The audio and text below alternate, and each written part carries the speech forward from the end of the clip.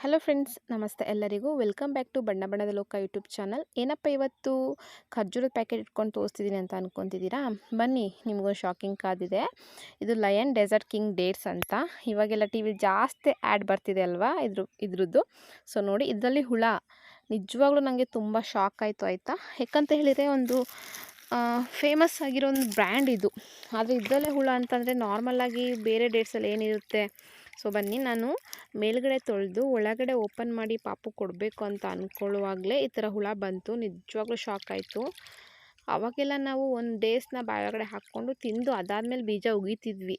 So ಇವಾಗೆಲ್ಲ ನಾವು ಹೆಂಗಪ್ಪ ಸೇಫು ಯಾವುದು ಬ್ರ್ಯಾಂಡೆಡಲ್ಲೇ ಹಿಂಗಾದರೆ ಅಲ್ವಾ, ಶಾಕ್ ಅನಿಸುತ್ತಲ್ವ ನಿಜವಾಗ್ಲೂ. ದಯವಿಟ್ಟು ನೀವು ಯಾರು ತಿನ್ನಬೇಕಾದ್ರೆ ಹಾಗೇ ತಿನ್ನಬೇಡಿ. ಅದನ್ನ ಮೇಲ್ಗಡೆ ತೊಳ್ಕೊಂಡು ಒಳಗಡೆ ನೋಡಿಕೊಂಡು ತಿನ್ನಿ ದಯವಿಟ್ಟು. ಮಕ್ಕಳು ಕೊಡಬೇಕಾದ್ರಂತೂ ತುಂಬ ಕೇರ್ಫುಲ್ಲಾಗಿರಿ ಪ್ಲೀಸ್.